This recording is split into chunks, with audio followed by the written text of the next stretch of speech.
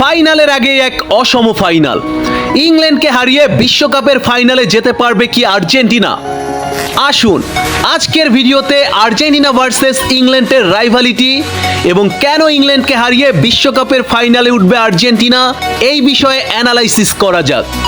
বন্ধুরা, ফুটবল বিশ্বে যখনই এই দুইটি দেশ মুখোমুখি হয়, গ্যালারি থেকে শুরু করে মাঠের সবুজ ঘাস সব জায়গায় যেন আগুন জ্বলে ওঠে।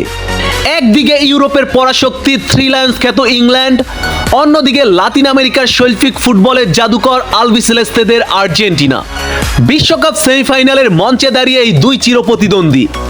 কিন্তু ফুটবল প্রেমীরা বলছেন এটি কেবল একটি সেমিফাইনাল নয়, এটি আসলে বিশ্বকাপের অসম এক ফাইনাল। কিন্তু কেন এই ম্যাচকে ঘিরে এত বারুদ, এত আবেগ ভক্তদের মাঝে? আর্জেন্টিনা এবং ইংল্যান্ডের ইতিহাস ও রাজনৈতিক প্রেক্ষাপট, ফকল্যান্ড যুদ্ধ এবং ম্যারাডোনার হ্যান্ড অফ গড। আর্জেন্টিনা আর ইংল্যান্ডের লড়াইটা কখনো শুধু ফুটবলের 90 মিনিটের মধ্যে সীমাবদ্ধ ছিল না। এর পেছনে রয়েছে গভীর রাজনৈতিক ক্ষত এবং ঐতিহাসিক দ্বৈরথ্য। ফকল্যান্ডের যুদ্ধ 1982 সালে ফকল্যান্ডের দ্বীপপুঞ্জের যুদ্ধে এই দুই দেশের সম্পর্কের এক তিক্ততা তৈরি হয়েছিল, যা আজও মুছে যায়নি। যুদ্ধের সেই রাজনৈতিক ক্ষোভ সরাসরি এসে আশ্রে পড়েছে ফুটবল মাঠে। 1986 সালের মহাকাব্য এবং ম্যারাডোনার hand of god.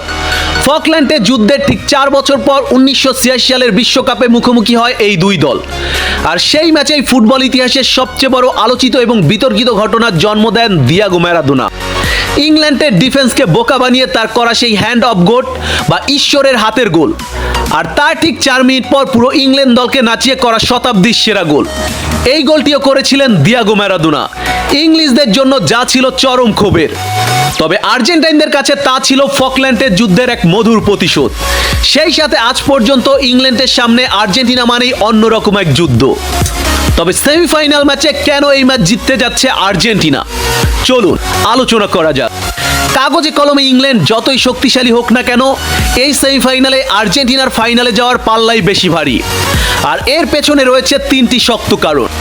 Number 1, Lionel Messi factor. Argentina দলে আছেন একজন লিওনেল মেসি। তিনি একাই ম্যাচের ভাগ্য বদলে দিতে পারেন। তার নিখুঁত পাসিং, ড্রিবলিং এবং যে কোনো মুহূর্তে গোল করা বা করানোর অবিশ্বাস্য ক্ষমতা ইংল্যান্ডের ডিফেন্সের জন্য সবচেয়ে বড় মাথা ব্যথার কারণ। নাম্বার 2, ট্যাকটিক্যাল পরিপক্কতা ও দলীয় সংহতি। স্ক্যালোনির অধীনে এই আর্জেন্টিনা দল অত্যন্ত গোছালো। তারা শুধু আক্রমণই করে না, বিপক্ষ দলকে কিভাবে বোতলবন্দি করতে হয় তা খুব ভালো করেই জানে আলবিসেলেস্তেরা।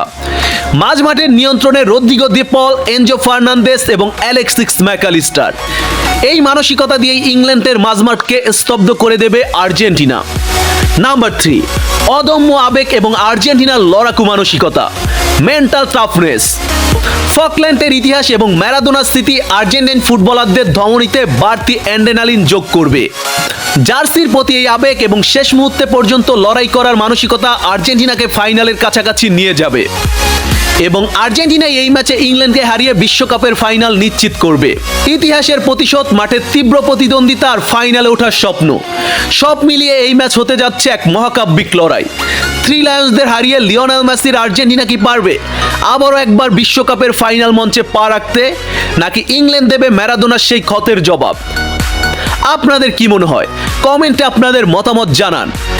ভিডিওটি ভালো লাগলে চ্যানেলটি সাবস্ক্রাইব করার অনুরোধ রইল।